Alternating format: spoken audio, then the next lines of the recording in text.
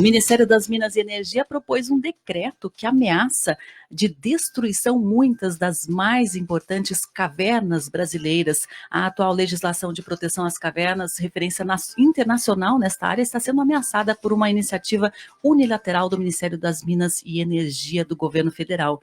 Os órgãos ambientais e a sociedade civil estão mobilizados para tentar impedir esse retrocesso ambiental. Essa proposta alteraria os decretos federais de 1990 e também de 2008, e essa decisão no Ministério de Minas e Energia não contou com a participação de principais instituições relacionadas ao tema, como, por exemplo, o Ministério do Meio Ambiente, o Centro Nacional de Pesquisa e Conservação de Cavernas, do ICMBio, também o IBAMA, órgãos ambientais dos estados que são responsáveis pelos licenciamentos ambientais, e também ficaram de fora as sociedades científicas, culturais e turísticas, além também da Sociedade Brasileira de Espeleologia, que já atua há 50 anos na defesa das cavernas e dos meio-ambientes rochosos brasileiros.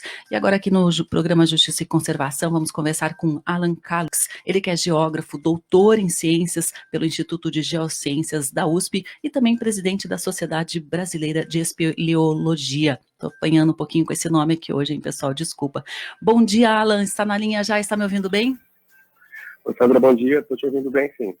Bom dia, acho que é importante a gente contextualizar, né, que tipo de mudança vai causar na legislação atual essa proposta do Ministério de Minas e Energia, Alan? Sim, Sandra, eu acho que um ponto de partida bom para a gente seria fazer uma breve contextualização dessa questão legal relacionada às cavernas no Brasil, né? Então, vou ser bem breve mesmo nessa pauta, mas ela é importante para a gente entender as discussões que vão vir a seguir. Então, quer dizer, as cavernas, né, o patrimônio espeleológico, ele é bem da União, ele foi declarado bem da União na Constituição de 88. E, em função disso, ele é regrado da mesma maneira que todos os demais bens da União, né, o minério, etc. Eu vou destacar aqui alguns pontos. Bom, o patrimônio espeleológico ele tem aí o seu funcionamento, o seu uso regrado por mais de 25 normas. Mas eu acho que vale a pena a gente conversar sobre algumas poucas delas, dentre elas os decretos que você já mencionou, né? O decreto 99556 e o 6640 de 2008. Bom, o que acontece? O decreto 99556, ele estabelecia que, dentre várias coisas, né, que as cavernas elas eram protegidas, elas eram integralmente protegidas e não poderiam, em hipótese alguma, ser objeto de impacto negativo irreversível. Então, essa situação conservadora aparentemente a melhor possível para o patrimônio. Na verdade, tinha um efeito contrário, no sentido de que, então, assim, empreendimentos minerários ou energéticos, ou até de outras naturezas, acabavam suprimindo ilegalmente as cavernas, porque era vedada a atividade, né? Então, quer dizer, eu ia lá fazer uma hidrelétrica, é um exemplo hipotético, tá? Você vai licenciar uma hidrelétrica, tem uma caverna no meio do seu reservatório, o empreendedor acabava suprimindo ilegalmente essas cavernas para que o empreendimento pudesse prosperar. Então, quer dizer, em 2008 veio o Decreto Federal 6640 alterando esse 99556. E a principal inovação que ele trouxe foi realmente a possibilidade de você suprimir cavernas mediante a valoração delas. Então, as cavernas passaram a ser classificadas como de máxima relevância, alta, média ou baixa relevância. As cavernas de máxima relevância permaneciam com o status de intocáveis. Então, as cavernas mais importantes continuam sendo protegidas, né? É a legislação vigente. Ao passo que as cavernas de alta, média e baixa poderiam ser suprimidas, poderiam ser destruídas mediante a compensação espeleológica, e aí existe uma proporcionalidade, né? Então, para cavernas de alta relevância, você teria que conservar integralmente outras duas cavernas de alta relevância. As de média, você teria que fazer investimentos no patrimônio, no conhecimento do patrimônio espeleológico, pesquisa, né? Bolsas de estudo para universidades, etc. Era mais ou menos assim que vem funcionando. E as de baixa relevância não tem a necessidade de você fazer compensação espeleológica, mas a ambiental sim. E é justamente então, nessas de alta relevância que agora o Ministério de Minas e Energia quer abrir esse precedente para que elas possam passar por obras que causem um impacto e até a destruição total, Alan, é isso? é um pouco pior que isso. Na verdade, não são as de alta, são as de máxima, aquelas que a legislação protegia como intocáveis justamente por suas características únicas e singulares. Então, o decreto 6640, ele também estabelece 11 critérios para que uma caverna seja classificada como de máxima relevância. Critérios dimensionais, por exemplo, cavernas muito grandes, ou que guardam, aí, que são habitat de espécies raras, né? Existem espécies que são exclusivas do ambiente cavernícola, que são as espécies troglóbias. Então, esses, dentre outros atributos, protegem as cavernas integralmente hoje na legislação vigente. E essa é a grande inovação que o Ministério de Minas e Energia e os seus parceiros, né, na verdade, foi um trabalho colegiado. A gente tem uma notícia de bastidor que o MMA ficou de fora dessa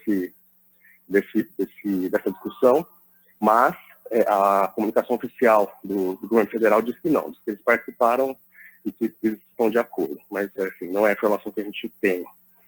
Então, bom.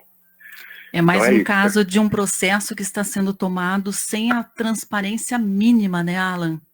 Exatamente, por transparência nenhuma. Quando o 6640 foi editado, a comunidade espeleológica teve a oportunidade de participar. Não foi da melhor maneira possível. O 6640 foi um pouco atropelado, né? Então, quer dizer, a sociedade foi envolvida, mas saiu a revelia, então, mas de qualquer maneira, existiu essa abertura. Nesse contexto, isso não existe. Essa minuta está sendo trazida de maneira unilateral. E a sociedade brasileira foi pega de surpresa com essa informação, Alan, ou já era um risco esperado? Olha, para ser bastante transparente com você, desde o do início do atual governo, a gente veio acompanhando o desmantelamento de outros setores ambientais. E a gente, preocupado com as cavernas, obviamente, começamos a fazer esse monitoramento. Então, a verdade é que essa movimentação ela começou no começo de 2019 e a gente veio monitorando. Então, quer dizer, o próprio SECAV, a gente não falou dele, o SECAV é o Centro Especializado do Governo Federal, ele é um centro do Instituto Chico Mendes. Ele esteve ameaçado de extinção em diversos momentos. Então, com aquele troca-troca de diretores no IBAMA e no ICMBio, vários deles chegaram a cogitar a hipótese de extinguir todos os centros especializados. Então, a gente veio monitorando essas questões todas. Então, enfim, aí veio uma nova diretoria que assumiu que os centros são importantes, só que aí a reboque veio essa questão da mudança legal. Então, não é surpresa. A gente veio monitorando e por isso que a gente teve uma resposta pronta, não só no sentido da petição, mas também de acionamento dos ministérios públicos. A gente tem uma iniciativa junto ao Ministério Público de Minas Gerais, que é muito forte nessa questão espeleológica. Acho que Minas Gerais é o estado hoje que mais licencia empreendimentos associados a cavernas, né? Então, eles têm muito know-how. Temos essa iniciativa, a iniciativa de uma petição que está no Avaz. Quer dizer, nas primeiras 48 horas, a gente passou de 3 mil assinaturas.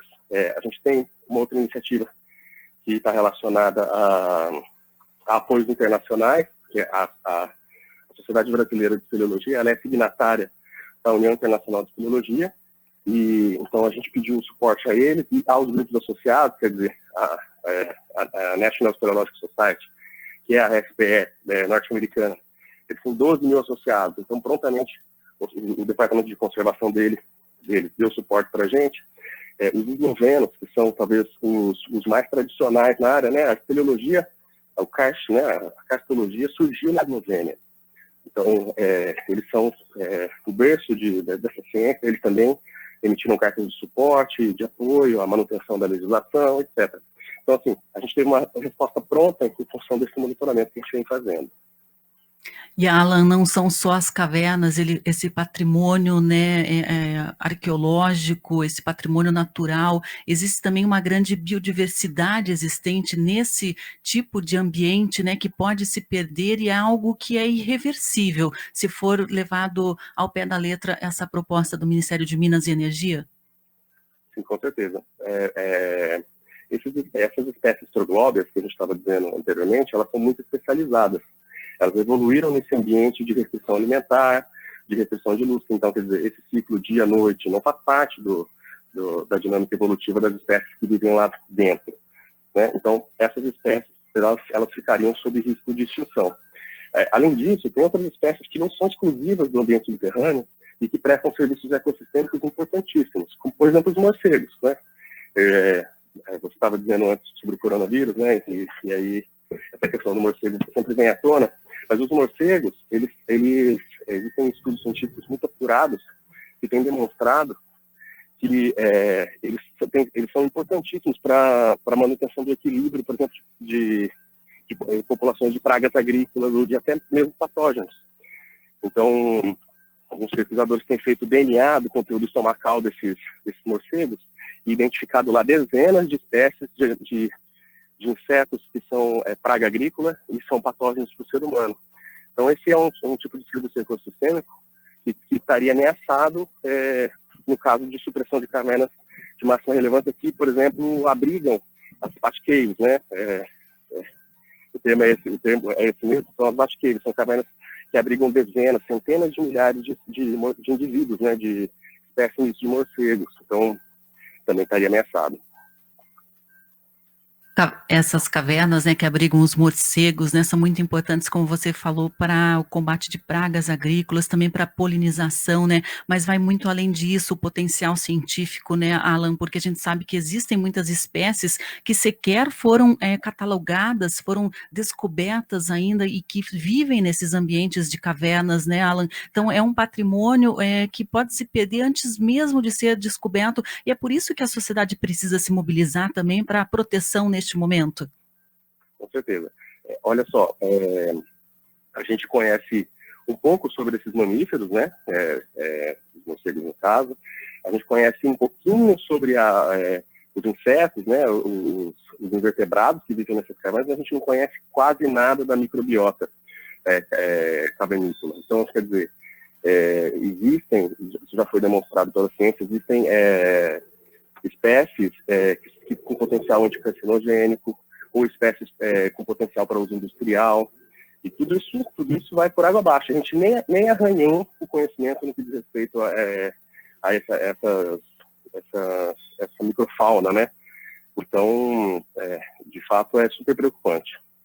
E a gente tem passado também por uma crise hídrica muito forte, né, Alan? Não só aqui no Paraná, mas em outras regiões do Brasil e até do mundo. Essa falta de água, vivemos aqui um racionamento, né, muito sério. Os níveis dos nossos reservatórios estão baixíssimos, muito abaixo da média. Temos a questão da estiagem, né, também muito relacionada ao desmatamento, à agressão humana ao meio ambiente. E essa agressão às cavernas, né, que deve vir com a flexibilização da lei, também deve agravar ainda mais a situação do abastecimento de água. Eu queria que você explicasse para quem está nos acompanhando qual é essa relação entre cavernas e água. Sim, perfeito. O que acontece? O karst, né, que é o lugar onde é o tipo de relevo onde essas cavernas, esses sistemas se desenvolvem, ele tem um funcionamento muito específico, muito diferente do que está habituado dentro desse contexto das bacias hidrográficas, dos aquíferos porosos, como os aquíferos areníticos, etc. O aquífero kárstico, ele tem talvez o que seja mais notável dele, e que o diferencia mais desses outros sistemas, é que a transmissão da água pelo sistema, ela é muito mais rápida. Por quê? É como se você tivesse rios subterrâneos. Você desenvolve aí galerias, condutos, né, que se interconectam no ambiente subterrâneo e que transportam, por exemplo, poluentes com uma velocidade muito maior e muito menos depurável do que em outros ambientes. Então, por exemplo, se você tem lá um derramamento de óleo, por exemplo, hipotético aqui, de uma bacia hidrográfica, aquela pluma de contaminação, ela leva um tempo de depuração, ela leva um tempo para se dispersar, você consegue agir sobre ela. No karst, um derramamento de óleo, por exemplo, num sumidouro, que é como se fosse um funil que recebe as águas, né, e joga isso para dentro do ambiente subterrâneo, um eventual derramamento de óleo nesse contexto rapidamente transmite essa água para tudo que está jusante, tudo que vem depois desse sumidouro. Então, a gente fala pouco sobre isso no Brasil, mas acho que a gente vai passar a falar cada vez mais. O karst, ele é um reservatório de água, importantíssimo. São cidades inteiras que estão assentadas sobre karst. Então, além do risco geotécnico, né, que eu acho que não é o mote agora, mas tem essa questão do abastecimento público, que precisa ser destacado e observado, né? Existe um modo de funcionamento distinto daquilo que a sociedade está habituada. Isso implica em ter comportamentos também distintos, né, para proteger esse ambiente. Exatamente, é um ambiente que precisa de proteção por diversos motivos. A gente está falando sobre alguns deles aqui com Alan Kalux, ele que é presidente da Sociedade Brasileira de Espeleologia. Alan, é importante a gente frisar também, né, que é um patrimônio científico, além das espécies que a gente comentou, pela própria preservação dos fósseis de animais, muitos deles estão extintos, né? Temos registros que existem fósseis de tigre, dente de sabre, da preguiça gigante nessas cavernas, e também as formações rochosas, elas contam muito a história climática, né, do nosso planeta, do nosso território, né, Alan? É algo assim de um valor científico que não pode ser deixado de se destruir com facilidade em prol de um suposto desenvolvimento, de construção de estradas, né, Alan? Vai muito além do que simplesmente uma caverna. Perfeito, é isso mesmo. No que diz respeito aí esse arquivo paleoclimático, né, existem formações rochosas, né, formações dentro das camadas que são chamadas de espeleotemas. São as estalactites, estalagmites, né, são formas de reconstrução, por assim dizer, entre aspas, né. Então já foi extinto, mas ele é didático. Então, quer dizer, a água vai trazendo ali os minerais dissolvidos e ele vai cristalizando e formando os espeleotemas. Bom, ele traz mineral, ele também traz oxigênio, ele traz uma série de outros isótopos que são estudados para entender esse clima do passado e entender como é que as mudanças climáticas estão se dando, estão operando e tudo mais. O Brasil, ele é vanguarda nesse tema, inclusive, né? Existem alguns pesquisadores da Universidade de São Paulo, que fazem trabalham em conjunto com algumas universidades norte-americanas e chinesas. Enfim, eles produzem um conteúdo de ponta mesmo, uma ciência de ponta que vai nessa direção do paleoclima. Então, assim, suprimir essas cavernas de maneira irrestrita implica, inclusive, nessa questão que você está destacando de você perder esses arquivos. Os espeleotemas são arquivos paleoclimáticos, né? Estão lá esperando a gente estudar para entender melhor como é que essas mudanças vão afetar a gente. No que diz respeito aí a essa questão paleontológica e arqueológica, né? O que acontece? Por que a caverna é importante para a preservação dos sítios arqueológicos e paleontológicos? As cavernas, regra geral, né? Elas apresentam condições climáticas muito estáveis. E isso é fundamental para preservar esses sítios. Então, pinturas rupestres que no ambiente epígeo, né, do lado de fora das cavernas, estariam aí sendo atacadas pelas intempéries, né, pela chuva, pelo sol e tudo, dentro das cavernas isso não acontece, ela continua lá preservada. Isso é importante para contar a nossa história natural. E a mesma coisa se aplica aos sítios paleontológicos, né? Então, as cavernas, além de ter essa estabilidade climática e condições favoráveis para a fossilização, né, desse material, ela apresenta condições morfológicas de armazenamento disso. Então, às vezes a caverna, vou usar uma expressão chula, mas a caverna é um ralo, né? As águas vão carreando esses ossos, esse material todo para dentro dela, e lá ela fica, ela não tem como sair. Então, também tem essa importância, né? E, Alan, como que está a movimentação agora para se impedir, né, esse retrocesso ambiental relacionado à legislação que protege essas cavernas de extrema importância, de máxima importância? Sim, a gente tem algumas iniciativas em curso. A Sociedade Brasileira de Espeleologia elaborou, assim, em tempo recorde, um documento técnico. A gente reuniu o maior conjunto de técnicos que a gente foi capaz de reunir, e a gente emitiu um documento que compôs, né, ele foi submetido oficialmente ao SECAV e ele foi anexado ao processo dessa minuta, o SECAV do Instituto Chico Mendes, né, Centro de Estudo e Conservação de Cavernas. A gente também tem essa iniciativa junto ao Ministério Público de Minas Gerais. É importante, eu já destaquei o know-how que eles têm nesse tema, mas é importante a capacidade de mobilização deles. Então, eles também estão se articulando entre ministérios públicos estaduais e federais para que isso seja analisado com mais cuidado e transparência. Além disso, a gente tem essa petição que eu mencionei anteriormente, é uma petição que está com largo apoio, a gente ainda não encerrou, ela ainda está disponível na internet, no Avaz. Eu não sei se eu tenho como compartilhar esse link com você numa outra oportunidade, mas não é difícil de pesquisar. Temos uma outra iniciativa que está relacionada a esse apoio institucional externo. Então, tudo está acontecendo ao mesmo tempo, né? Uma outra iniciativa que não pode nunca ficar de fora é justamente esse apoio da imprensa, né? Então, a gente está aqui fazendo essa entrevista com você, Sandra. A gente teve uma notícia publicada no jornal O Eco 2 dias atrás, mentira, 2 dias atrás, sim, 2 dias atrás. Então, a gente está nessa luta e, para ser muito transparente com você e honesto, me parece, com bastante, eu digo isso com bastante segurança, que essa movimentação, ela, por parte do governo federal, ela não está absolutamente articulada. Eu não sei se há consenso entre os atores interessados de que essa é, de fato, uma saída para o setor. Por quê? Por que eu estou dizendo isso? A maneira como essa minuta está construída, ela vai trazer desafios, talvez insuperáveis, para o próprio licenciamento ambiental. Por quê? Porque o texto é impreciso e traz dinâmicas que não são muito consenso, como, por exemplo, a da conservação de cavernas mediante a demonstração de similaridade. Então, ok, ele está dizendo que as cavernas de máxima relevância vão poder ser suprimidas, desde que você proteja uma outra caverna de máxima relevância com atributos similares.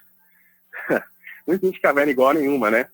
Então, exatamente, assim, né? Uma vez suprimido, destruído. Eu até estou mostrando aqui algumas imagens dessa reportagem que saiu no Eco, né, Alan? Contem com a gente do Observatório de Justiça e Conservação para levantar, fazer um barulho sobre esse tema que é muito importante. A gente não pode deixar passar decisões assim, que elas sejam tomadas sem a transparência necessária, sem o estudo e embasamento científico, até porque as cavernas, além de todo esse patrimônio que a gente comentou, né, arqueológico, natural, de biodiversidade, de manutenção da água, né, nos reservatórios, tem também um valor incalculável no turismo, né? Muitos municípios, até como Bonito, né, tem uma receita significativa, Minas Gerais também, nessa exploração turística das cavernas, né? Então são vários aspectos que precisam ser observados. É verdade. O turismo, você bem destacou, Bonito, 50% da receita do município advém do turismo. Os outros 50% do agronegócio, né? Talvez seja o município brasileiro, não é minha área, eu posso estar falando uma grande besteira, mas talvez seja o município brasileiro com maior percentual de receita advindo do turismo. E como Bonito, tem uma série de outros municípios com esse potencial, né? Então, na região do Mato Grosso mesmo, na região de Nobres, são regiões que ainda não exploraram esse potencial turístico, mas podem, né? Elas podem trazer um grande desenvolvimento para suas regiões. Vale do Ribeira, no estado de São Paulo, é uma outra área, né, que vem sendo alvo recente de investimentos públicos, mas que, na verdade, é a região mais pobre do estado de São Paulo e é onde o turismo é mais forte, esse turismo ecológico, né? Então, realmente, esse turismo subexplorado, subutilizado, né, ele vai ser, essa possibilidade de uso vai ser extinta, né, sem dúvida. Exatamente. E, Alan, eu agradeço muito a sua participação aqui no programa Justiça e Conservação, esclarecendo, né, sobre esses riscos que as cavernas brasileiras estão correndo com essa nova proposta do Ministério de Minas e Energia. Agradeço muito e bom trabalho. Qualquer novidade, conte com a gente aqui da Rádio Cultura e também do Observatório de Justiça e Conservação. Eu é que agradeço a oportunidade e todo o apoio. Vamos juntos. Estamos juntos, vamos caminhar juntos, né? Ninguém solta a mão de ninguém quando se fala em conservação e preservação do nosso patrimônio natural, nosso patrimônio histórico, artístico e turístico também, né, Alan? Muito obrigada e um ótimo dia para você. Igualmente, grande abraço.